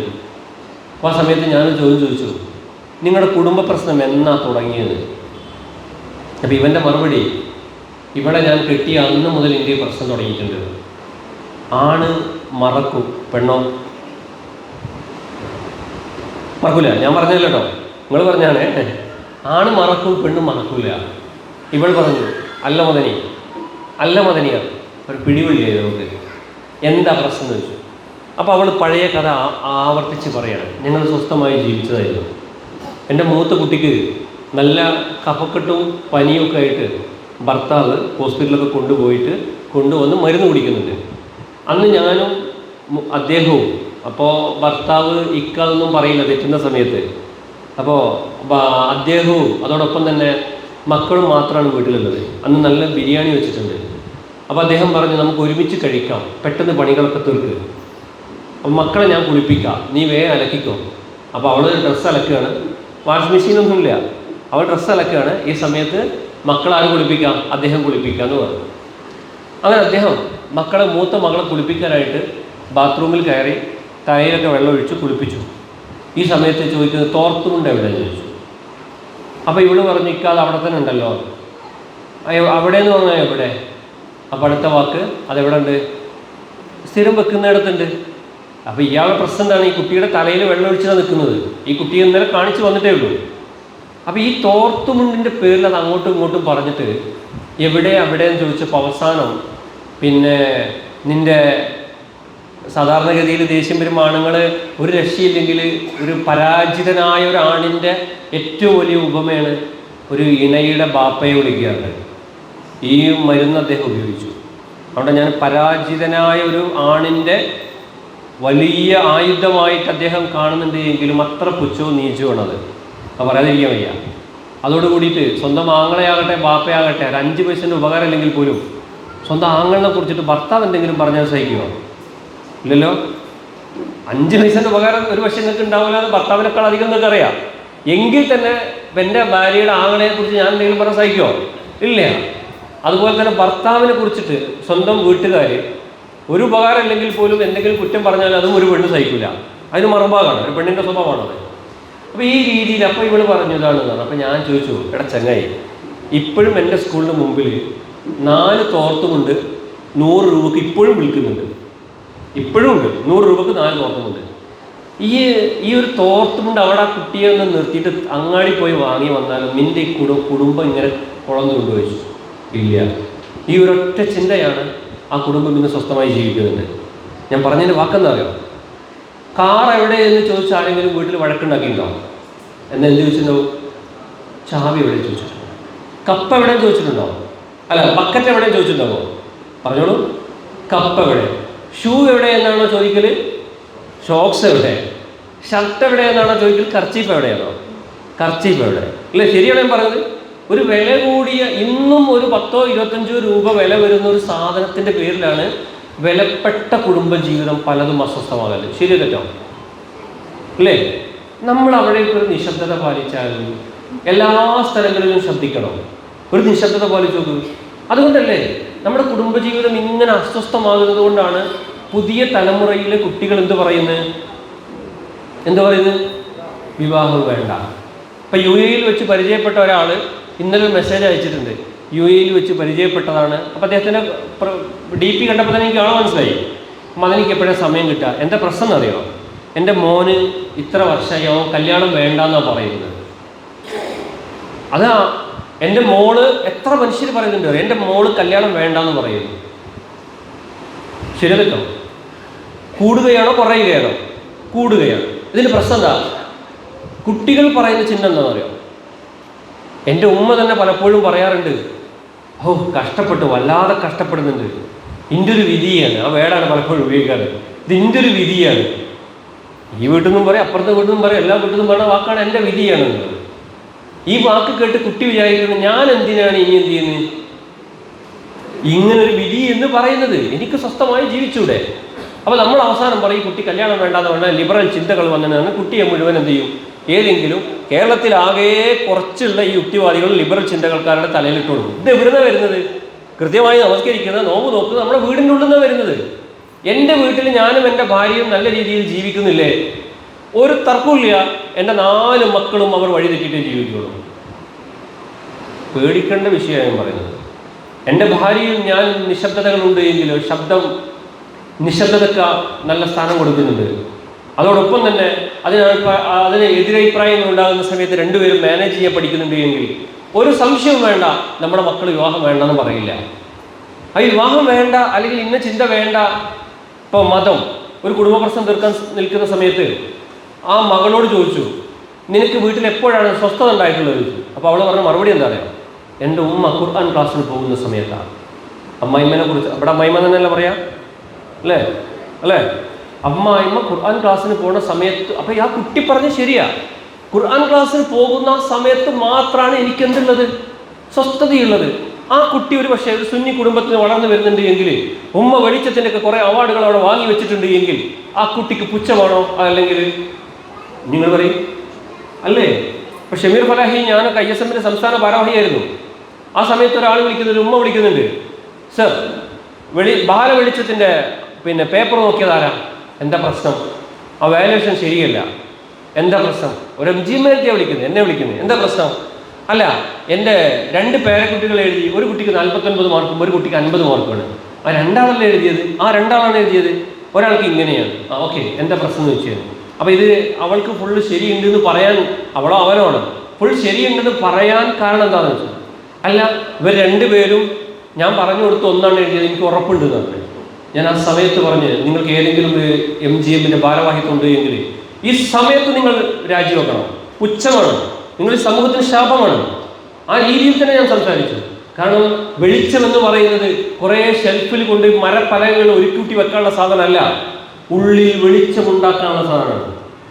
ഉള്ളിൽ വെളിച്ചമില്ലേ, ആ സാധനമായിരിക്കും പരലോകത്തെത്തിയിട്ട്. നമ്മൾ സൂറത്തു ഫുർഖാനിലില്ലേ, ഖുർആനിനെ എന്ത് ചെയ്തു? എൻ്റെ സമൂഹം ഖുർആനിനെ അവഗണിച്ചു എന്ന് പറഞ്ഞ പ്രയോഗം ഉണ്ടല്ലോ. എന്തായിരുന്നു ആ വാക്ക്? ഖുർആനിനെ മഹ്ജൂർ, അല്ലേ? ഇന്ന ഖൗമി ഇത്തഖദു ഹാദൽ ഖുർആന മഹ്ജൂറ. എന്നെ പുറങ്കാല് കൊണ്ട് എൻ്റെ സമൂഹം തട്ടി എന്ന് പറയുന്നുണ്ട് എങ്കിൽ, ഞാനും നിങ്ങളും വെളിച്ചത്തിന്റെ പഠിതാക്കളും ഈ അവാർഡുകൾ വാങ്ങിക്കുന്നുണ്ട് എങ്കിൽ, ഇതേ അവാർഡ് നാളെ മരിച്ചു തരുന്ന സമയത്ത് അള്ളാഹിന്റെ അടുത്ത് കിട്ടുമോ? ആലോചിച്ചോക്ക്. ഞാൻ ഈ ക്ലാസ്സും കാര്യമൊക്കെ എടുക്കുന്ന സമയത്ത് എൻ്റെ ഒരു ക്ലാസ് കേട്ടിട്ട് എൻ്റെ ഭാര്യ ഇങ്ങനെ നോക്കിയിട്ട് പറയണേ, വലിയ കുറേ വ്യൂവേഴ്സൊക്കെ ഉണ്ടല്ലോ, ഇഷ്ടം പോലെ ക്ലാസ്സുകൾ നടക്കുന്നുണ്ടല്ലോ. എൻ്റെ ഉമ്മ നോക്കിയിട്ട് പറയണേ, ഇവൻ്റെ സ്വഭാവം വീട്ടിൽ മോശമാണെന്ന് പറഞ്ഞാൽ നാട്ടുകാർ നമ്മൾ എന്താ പറയുക, എവിടെ മരുന്ന് വെക്കുക പറയും, തൊലിപ്പുറത്ത് മരുന്ന് വെക്കുന്നില്ലേ? നാട്ടുകാർ കഴിയുന്ന സമയത്ത് ഉഷാർ കേട്ടോ, നല്ല പ്രസംഗം, നല്ല കാര്യം.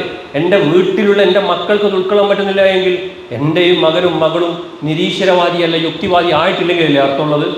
ഈ ബാപ്പ പോയിട്ട് സംസാരിക്കുന്ന കണ്ണൂരും കോഴിക്കോടും മലപ്പുറത്തും എറണാകുളത്തും പോയിട്ട് അല്ലെങ്കിൽ വിദേശ രാജ്യങ്ങളിലൊക്കെ പോയിട്ട് ഇങ്ങനെ പ്രസംഗിച്ച് നടക്കുന്ന സാധനം എന്തേ എൻ്റെ വീട്ടിലില്ലാത്തത് എന്ന് എൻ്റെ മകനും മകൾക്കും തോന്നുന്നുണ്ട് എങ്കിൽ പ്രിയപ്പെട്ടവരെ, അവർ അന്ന് മുതൽ സഞ്ചാരം തുടങ്ങി ഈ ലിബറൽ ചിന്തയിലേക്ക്. വളരെ കുറച്ച് ലിബറൽ ചിന്തകളുള്ള ഈ ഒരു സമയത്ത് നമ്മുടെ വീട്ടിൽ നിന്ന് മതത്തെ പാലിക്കേണ്ട വിധത്തിൽ പാലിക്കാത്തത് കൊണ്ടുവരുന്ന അപകടകരമായ ചിന്തയാണ്. അവിടെയാണ് ഒരു കുടുംബ പ്രശ്നം തന്നെ തീർക്കാനായിട്ട് ഇടപെട്ട സമയത്ത് ഒരു പെൺകുട്ടി ഫറൂഖ് കോളേജിൽ പഠിക്കുകയായിരുന്നു. ഫുൾ മാർക്ക്, എല്ലാം മാർക്ക് കിട്ടി ഫറൂഖ് കോളേജിൽ പഠിക്കുന്ന പെൺകുട്ടി ഒരു വർഷം ബാപ്പയും ഉമ്മയും തമ്മിൽ പ്രശ്നങ്ങളായിട്ട് അവള് പരീക്ഷയ്ക്ക് വരെ പോകാതായി. +2-ന് 1200-ൽ 1200 മാർക്ക് കിട്ടി. ഫറൂഖ് കോളേജിൽ മെറിറ്റിൽ സീറ്റ് കിട്ടി. ഇനി അവൾ എന്ത് ചെയ്തു? ബാപ്പയും ഉമ്മയും ഈ ഉമ്മയെ ബാപ്പയുടെ അടുത്താക്കിയിട്ട് എനിക്ക് പോകാൻ പേടിയാണെന്ന് പറഞ്ഞിട്ട് ഒരു പരീക്ഷയ്ക്ക് പോയില്ല. ആ കുട്ടിയുടെ കൊല്ലം നഷ്ടമായെന്ന് മാത്രമല്ല, ആ കലാലയത്തിലുള്ള പലരും പറഞ്ഞ് ഇവിടെ എത്ര കുട്ടിക്ക് കിട്ടിയ അവസരങ്ങളെ നഷ്ടപ്പെടുത്തിയത്. അവസാനം മോള് ഒരു പിന്നെ ചില നമ്മളെ ഈ പ്രശ്നങ്ങളൊക്കെ നാട്ടുകാരെല്ലാവരും അറിയും. നമ്മൾ വിചാരിക്കും ആരും അറിഞ്ഞിട്ടില്ല എന്ന് വിചാരിക്കും. ഇത് എൻ്റെയും സലാമിൻ്റെയും കാതിൽ കേട്ട സമയത്ത് ആരും അറിയാത്ത രീതിയിൽ ഞങ്ങളെ വീട്ടിൽ ചെന്നിട്ട് പറഞ്ഞു, ഇതിലെ പോയപ്പോൾ ഇങ്ങനെ കയറിയതാണ്, എന്താടാ കിടന്നു എന്തൊക്കെ വിശേഷം, എന്താടാ എൻ്റെ മുഖത്ത് ഇങ്ങനെ എന്തൊരു പ്രശ്നം? ഇല്ല കുഴപ്പമില്ല, ഇന്ന് പണിക്കൊക്കെ പോയിട്ടുള്ളൊരു പ്രശ്നമാണ്. ആണങ്ങനെ പറയുള്ളൂ. പെണ്ണിനോട് എന്താടി എൻ്റെ എന്തൊരു ക്ഷീണമുള്ളത് പോലെ വെറുതെ ചോദിച്ചു. ഒന്നുമല്ല മദനി, പണിക്കൊന്നും പോയിട്ടില്ല, എന്നതാ പ്രശ്നം, എനിക്ക് ആരെങ്കിലും ഒന്ന് പറയാണ്ടാകണമെന്ന് വെച്ചിട്ട് അവളെല്ലാം തുറന്നു. ആ സംസാരത്തിനിടയിൽ ഈ പെൺകുട്ടി പറഞ്ഞതാണ്, സർ വിവാഹം ഞാൻ കഴിക്കില്ല, കാരണം ഞാൻ ദിവസവും കാണുന്ന എൻ്റെ വാപ്പൻ ഇങ്ങനെയാണ്. ഞാനൊരു സ്ഥലത്ത് ഹോസ്റ്റലിൽ പോയി പഠിക്കുന്ന സമയത്തും കണ്ടുകൊണ്ടിരിക്കുന്നത് ഇങ്ങനെയാണ്. അപ്പോൾ ആ സമയത്ത് പറഞ്ഞു, ഈ 2 ദിവസം ഞങ്ങളെ വീട്ടിലേക്ക് വാ, ഈ ഒരു വാപ്പയും ഉമ്മയും കണ്ട് ഇങ്ങനെ നരക ജീവിതം ഇതാണ് എങ്കിൽ എന്തുകൊണ്ട് ഞാൻ എൻ്റെ ജീവിതം എൻ്റെ റെയിൽ പാലത്തിൽ തല വെച്ച് കൊടുക്കണമെന്നാണ് പെൺകുട്ടി പറഞ്ഞത്. കാരണം നമ്മുടെ വീടിനുള്ളിൽ നമ്മൾ കൃത്യമല്ല എങ്കിൽ നമ്മുടെ മക്കൾ ഇങ്ങനെ ചിന്തിക്കുന്നതിൽ അർത്ഥമുണ്ടോ? അവിടെയാണ്. അപ്പോൾ ഇതൊക്കെ പറയുമ്പോൾ നമ്മളെന്താ ചിന്തിക്കാറിയോ? ഇപ്പോൾ ഭാര്യയും ഭർത്താവുമായിട്ട് വന്നിട്ടുണ്ടെങ്കിൽ ആണുങ്ങൾ ചെയ്യുന്ന കുറച്ച് തെറ്റ് നന്നായിട്ട് പറയട്ടെ എന്നൊരു പെണ്ണിൻ്റെ ഉള്ളിൽ ചിന്തിക്കും. പെണ്ണുങ്ങൾ ചെയ്യുന്ന തെറ്റാണെങ്കിൽ ആണിൻ്റെ ഉള്ളിൽ പറയും, ഉദാഹരണം നന്നായിട്ടൊന്ന് പറയുന്നത്. എനിക്ക് എപ്പോഴും ഫീൽ ചെയ്തു അറിയോ? ഞാൻ നേരത്തെ പറഞ്ഞില്ലേ, ഈ ആണുങ്ങളുടെ ഏറ്റവും തോൽക്കുന്ന സമയത്ത് ഉപയോഗിക്കുന്ന ആയുധമാണ് അവരുടെ ഉപ്പയെ ഉപയോഗിക്കുക എന്ന് അറിയില്ലേ. ഈ ഭാഗത്തെ ഫേസ് റീഡിങ്ങും ഈ ഭാഗത്തെ ഫേസ് റീഡിങ്ങും പെട്ടെന്ന് മനസ്സിലാക്കാൻ പറ്റും. അത് ഇവിടെ കൃത്യമായിട്ടൊന്ന് സംസാരിക്കുന്ന ഒരാളുണ്ടെങ്കിൽ, ഇപ്പോൾ ഷമീർ ഫലായിക്ക് ഇവിടെ നിന്ന് സംസാരിക്കുകയാണെങ്കിൽ അങ്ങോട്ട് നോക്കുകയാണെങ്കിൽ കൃത്യമായിട്ട് മനസ്സിലാവും. അപ്പോൾ ഇങ്ങനെ ചില ഉദാഹരണങ്ങളൊക്കെ പറയുന്ന സമയത്ത് അങ്ങോട്ടും ഇങ്ങോട്ടുള്ള മുഖങ്ങളിൽ നിന്ന് നമുക്ക് മനസ്സിലാവും. ഇണകളെ മനസ്സിലായിട്ടില്ലെങ്കിൽ പോലും ഈ സ്വഭാവം ഉണ്ടോ എന്നുള്ളത് മനസ്സിലാവും. അതുകൊണ്ട് ഞാൻ എല്ലാവരും മുഖത്തേക്ക് നോക്കി സംസാരിക്കുന്നത്. അപ്പോൾ അതിലുള്ളൊരു വിഷയം എന്താ പറയുക, നമ്മുടെ മക്കൾ ഇങ്ങനെ ആകുന്നതിൻ്റെ പ്രധാന കാരണം നമ്മുടെ നിലപാടുകളും ചിന്തകളുമാണ്. അവിടെയും നമ്മൾ ചിന്തിക്കുന്നത് അറിയോ, മറ്റവൻ തിരുത്തട്ടെ, അവൻ തിരുത്തട്ടെ, അവൾ തിരുത്തട്ടെ എന്ന്. അല്ല, നമ്മൾ ആരെ തിരുത്തേണ്ടത്? എന്നെ തിരുത്തണം. ഞാൻ പറയണം എൻ്റെ അടുത്ത് വീഴ്ചയാണ്, തെറ്റ് പറ്റിപ്പോയി എന്ന് ഞാൻ പറയുന്ന രീതിയിലാണെങ്കിൽ ഒരു പ്രശ്നം ഉണ്ടാവില്ല. അങ്ങനെ കുടുംബം ജീവിക്കുകയാണെങ്കിലോ ഒരു പ്രതിസന്ധി ഉണ്ടാവില്ല. ശരിയാണ്. അപ്പോൾ നമ്മുടെ മക്കൾക്ക് ഇങ്ങനെ ചിന്തകൾ വരുമോ? ഇല്ല. അതുകൊണ്ടാണ് കുടുംബ ബന്ധങ്ങൾ, ഇപ്പോൾ ഈ ലിബറൽ ചിന്തകളിലൊക്കെ ഏറ്റവും പ്രധാനപ്പെട്ട ഒരു സാധനമാണ് മക്കളിൽ വരുന്നത്. ഒന്ന്, വിവാഹം എന്ന് പറഞ്ഞാൽ വലിയൊരു ബാധ്യതയാണ്. അത് എന്തിനാ തല വെച്ച് കൊടുക്കുന്നതാണ്. ഒരു പക്ഷേ ചെറുപ്പത്തിൽ എനിക്ക് ഒരു സൈക്കിൾ വാങ്ങാനായിരുന്നു ഏറ്റവും അധികം ആഗ്രഹം ഉണ്ടായിരുന്നത്. എങ്ങനെയെങ്കിലും എൻ്റെ ഉപ്പൊക്കെ പറഞ്ഞു, 10ാം ക്ലാസ് പാസ്സായാൽ ഒരു സൈക്കിൾ വാങ്ങിച്ചു തരാം. ഉമ്മക്ക് വാങ്ങിച്ചു തരാൻ പറ്റിയിട്ടില്ല. കുടുംബത്തിൻ്റെ പ്രാരാബ്ധം കൊണ്ടാണ്. 10ാം ക്ലാസ് ജയിച്ചാൽ ഒരു സൈക്കിൾ വാങ്ങിത്തരാം. നിങ്ങൾ ആലോചിച്ച് നോക്ക്. അതേ എൻ്റെ വീട്ടിൽ ഇപ്പം എൻ്റെ 4 മക്കൾക്കും സൈക്കിളുണ്ട്. മനസ്സിലാവുന്നുണ്ടോ? അപ്പോൾ അന്ന് എനിക്ക് സൈക്കിൾ ആയിരുന്നെങ്കിൽ കുറച്ച് കഴിയുമ്പോൾ ഒരു ബൈക്കായിരിക്കും. ഫ്രഷ് ബൈക്ക് എടുക്കണമെന്ന് ആദ്യമായിട്ട് ആഗ്രഹിച്ച ആളുകൾ ഈ കൂട്ടത്തിലുണ്ടാവുമോ? ഇല്ലല്ലോ. ഒരു സെക്കൻഡ് ഹാൻഡ് വേണമെന്ന് ആലോചിക്കുള്ളൂ. അത് കഴിഞ്ഞതിന് ശേഷം അതെങ്ങനെയാണ് ഫ്രഷ് ആക്കണം. പിന്നെ ഒരു കാറ്, അതിനൊരു 800-നെ കുറിച്ച് ആദ്യം ആലോചിക്കുക. പക്ഷെ നമ്മുടെ മക്കളൊക്കെ ഇപ്പോൾ ആലോചിക്കുന്നത് എവിടെ അറിയാം? ഏറ്റവും വലിയ ഫുൾ ഓപ്ഷൻ വണ്ടികളെ കുറിച്ചിട്ട്. അങ്ങനെ എനിക്ക് പറയാൻ തന്നെ അറിയില്ല.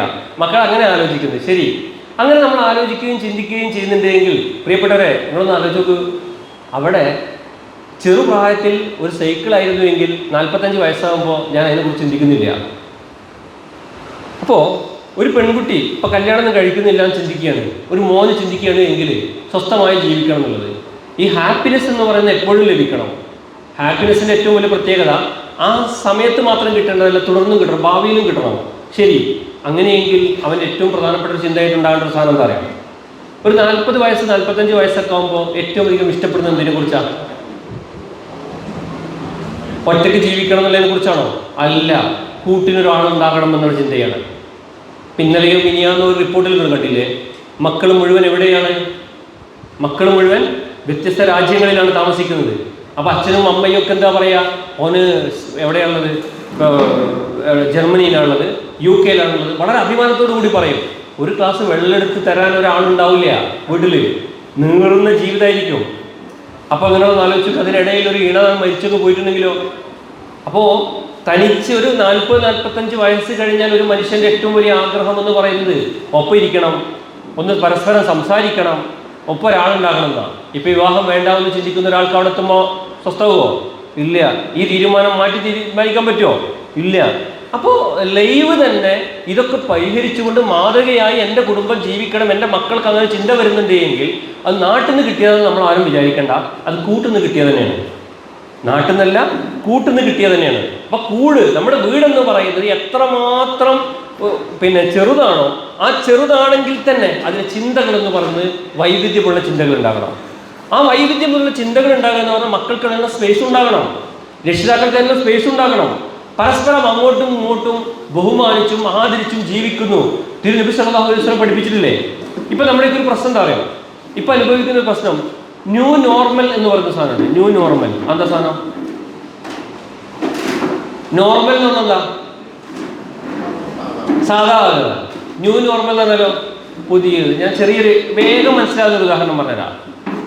ഇപ്പോ പഴയ കാലത്ത് ഇപ്പൊ ഇവിടെ ഇരിക്കുന്ന കുറെ കാരണവന്മാരുണ്ടല്ലോ, നമ്മുടെ പള്ളിയിലൊക്കെ പോയാല് നമ്മള് ആണുങ്ങൾ മൂത്രം ഒഴിക്കാൻ നിന്നിട്ടാണോ ഒഴിക്കുക, ഇരുന്നിട്ടാണോ ഒഴിക്കുക?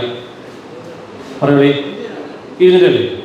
ഇന്ന് നമ്മുടെ മക്കളോ, പേരക്കുട്ടികളാണ്, ചെറിയ കുട്ടികൾ വരെ എവിടെ കാത്തിട്ടുണ്ടാവും, നിന്ന് മൂത്രം. എന്താ കാരണം? മതം പഠിപ്പിക്കുന്നു, ശരിക്കും പഠിക്കുക, മതം പഠിപ്പിക്കുന്നു, ഇരുന്ന് മൂത്രമൊഴിക്കണം. നമ്മളെന്തായി? എല്ലാ പള്ളിയിലും സ്റ്റാൻഡിങ്. പ്രിയപ്പെട്ടവരെ, ഇപ്പം നമ്മൾ ഓൻ്റെ പാൻറ്റിൻ്റെ പ്രശ്നമാണ്, ഓളെ പാൻറ്റിൻ്റെ പ്രശ്നം. ശരി, നമുക്കതിന് പറ്റുന്ന സാധനം നമ്മൾ ഇട്ട പോരെ? ഞാൻ പറഞ്ഞ മനസ്സിലാകുന്നുണ്ടോ? അല്ലേ? ഇപ്പോൾ കല്യാണങ്ങളൊക്കെ നടക്കുന്ന സമയത്ത്, പണ്ട് കല്യാണങ്ങൾ എന്നൊക്കെ പറഞ്ഞാൽ നേരത്തെ നൗഷാദ് സൂചിപ്പിച്ചതുപോലെ ഒരു പവിത്രമായ കർമ്മമാണത്. ആ ഒരു ശ്രദ്ധയൊക്കെ നിക്കാഹ് എന്ന് പറയുന്ന സമയത്തുണ്ടായിരുന്നു. ഇന്നോ കോപ്രായങ്ങളാണ്, അല്ലേ? അപ്പം ഞാനൊരു സാധാരണഗതിയിൽ ഒരു പാവപ്പെട്ട ഒരു കുടുംബത്തെ കെട്ടിക്കണം, ഒരു 1000-2000 രൂപ അതിലേക്ക് മാറ്റി വെക്കാൻ നോക്കും. തലേ ദിവസത്തെ അവിടുത്തെ ആ സാധനങ്ങൾ 1-2 ആളുകളുടെ സ്റ്റോറീസിലോ റീൽസിലോ കണ്ടിട്ടുണ്ട് എങ്കിൽ ഇതൊന്നും മറച്ചു വെക്കാൻ പറ്റില്ലല്ലോ. ഞാനൊന്നും ആ കല്യാണത്തിന് പോകാറില്ല, എത്ര അടുത്ത ബന്ധമാണെങ്കിൽ പോലും. കാരണം എന്താ പറയുക, പിറ്റത്തെ വെള്ളിയാഴ്ച മിമ്പറിൽ നിന്നുകൊണ്ട് ശബ്ദിക്കാൻ സാധിക്കുകയില്ല, എന്നുള്ള ധാർമ്മികത നഷ്ടപ്പെടും. ജലീൽ മദനി അവിടെ ഉണ്ടായിരുന്നല്ലോ, ഷമീർ ഫലാഹി അവിടെ ഉണ്ടായിരുന്നല്ലോ. ചില ഹത്തീമാരൊക്കെ കുടുങ്ങുന്ന അവസ്ഥകളുണ്ട്. നിക്കാഹ് നടക്കുന്നവരെ ശാന്തായിരിക്കും, നിക്കാഹൊക്കെ കഴിഞ്ഞ് അയാൾ അടുത്ത പ്രോഗ്രാമിന് പോകുമ്പോഴായിരിക്കും പറയാ, അത് ജലീൽ മദനി നിക്കാഹ് നടത്തിയതാണല്ലോ, നമ്മളും പ്രതിയായി. അത് ഷമീർ ഫലാഹി ഉണ്ടായിരുന്നല്ലോ. ഞാനൊക്കെ അതുകൊണ്ട് അത്ര ഉറപ്പുള്ളൊരു സാധനം അല്ലാതെ ഏറ്റെടുക്കാറില്ല. അടുത്ത ബന്ധുക്കളാണെങ്കിൽ പോലും ഏറ്റെടുക്കാറില്ല. കാരണം എന്താ പറയുക, നമുക്കിത് നിന്നുകൊണ്ട് തൻ്റെ ഇടത്തോടു കൂടി പറയാനുള്ള നഷ്ടപ്പെടും. അപ്പം അവിടെ നിന്ന് ഓരോ സാധനങ്ങൾ നടക്കുമ്പോൾ അതൊക്കെ നോർമലായില്ലേ നമുക്ക്? ആണോ അല്ലേ? ആണ്. കുടുംബത്തിൽ പണ്ട് നമുക്കൊരു മൊബൈൽ ഫോൺ എന്ന് പറയുന്നത് വലിയൊരാളെ കയ്യിലേ കാണാം. നമ്മളൊക്കെ പഠിക്കുന്ന സമയത്ത് മൊബൈൽ ഫോൺ 96-ലൊക്കെ ഇറങ്ങിയ സമയത്ത് ഒരു സുഹൃത്തിൻ്റെ കയ്യിലാണുള്ളത്. ഇൻകമിങ് കോൾ വന്നിട്ടുണ്ടെങ്കിൽ അവർക്ക് പൈസ പോകും. എന്നിട്ട് ഓനെ റേഞ്ച് കിട്ടണമെങ്കിൽ എവിടെയെങ്കിലുമൊക്കെ പോകും. ഓനെ കാണുമ്പോൾ തന്നെ നമുക്ക് വല്ലാത്തൊരു റെസ്പെക്റ്റ് ആയിരുന്നു, അല്ലേ? ഒരു BPL-ൻ്റെ മൊബൈൽ കമ്പനിയിൽ ജോലി ചെയ്യുന്ന ഇത്ര പോകുന്നൊരു ഫോണ് 96 കാലഘട്ടങ്ങളിൽ. അപ്പോൾ നിങ്ങൾ അത് ആലോചിച്ച് നോക്ക്. ഇന്നതെന്തായി? ന്യൂ നോർമലായി. നമുക്ക് എല്ലാവർക്കും നോർമലായി, ഒരു പ്രശ്നവുമില്ല, അല്ലേ? 10, 20, 30 വർഷമായിട്ട് ഒരു ഫാത്തിഹ ഓതുന്ന സമയത്ത് അൽഹംദുലില്ലാഹി റബ്ബിൽ ആലമീൻ എന്ന് ദിവസവും 17 തവണ നിർബന്ധമായിട്ടും പറയുന്ന ഒരു മനുഷ്യന് അൽഹംദുലില്ലാഹി റബ്ബിൽ ആലമീൻ എന്ന് പറയുമ്പോൾ പടച്ചവരെന്ത് തിരിച്ചു പറയുമെന്ന് അറിയുന്നില്ല. അർ റഹ്മാൻ റഹീം എന്ന് പറയുമ്പോൾ പടച്ചവരെന്ത് തിരിച്ചു പറയുമെന്ന് അറിയുന്നില്ല. അത് പരസ്പര സംഭാഷണമാണ്. അള്ളാഹു നമ്മൾ നടക്കുന്ന സംഭാഷണമാണ്, അറിയുന്നില്ല. വയസ്സായില്ലേ? എന്നാൽ ആൻഡ്രോയിഡ് സെറ്റ് എന്താ ഉപയോഗിക്കുക? ഒരു പ്രശ്നമില്ല, അറിയും നമുക്കത്. വാട്സപ്പ് എങ്ങനെ ഉപയോഗിക്കുക, ഇൻസ്റ്റ എങ്ങനെ ഉപയോഗിക്കുക, സ്നാപ്ചാറ്റ് എങ്ങനെ ഉപയോഗിക്കുക, ഒരു പ്രശ്നമില്ല, അറിയും. റീൽ എങ്ങനെ ഉണ്ടാക്കും, എങ്ങനെ സ്റ്റാറ്റസ് ഇടുക, അറിയും. എന്നാൽ ദിവസവും 17 തവണ കിബിലക്ക് അഭിമുഖമായിട്ട് അള്ളാന്റെ മുമ്പിൽ നിന്നുകൊണ്ട് അൽഹംദുലില്ലാഹി റബ്ബിൽ ആലമീൻ എന്ന് പറയുമ്പോൾ എൻ്റെ റബ്ബ് എന്ത് തിരിച്ചു പറയുന്നുണ്ട് എന്ന വാക്കറിയുന്നില്ല എങ്കിൽ അവിടെ നമുക്ക് പ്രായം തടസ്സമല്ലേ? അവിടെ നമുക്ക് പ്രശ്നമാണല്ലേ? പഠിക്കാൻ പറ്റുന്നില്ല.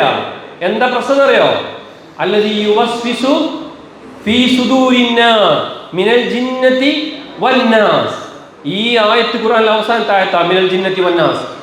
ഇവിടുത്തെ ക്ലാസ് കഴിഞ്ഞിട്ട് കുടുംബത്തിലും മക്കളും എല്ലാവരും കൂടി ഇരുന്ന് കളിക്കണം, പരസ്പരം അങ്ങോട്ടും ഇങ്ങോട്ടും പങ്കുവെക്കണം എന്നൊക്കെ പറഞ്ഞ ഒരുത്തങ്ങനെ പറയണേ.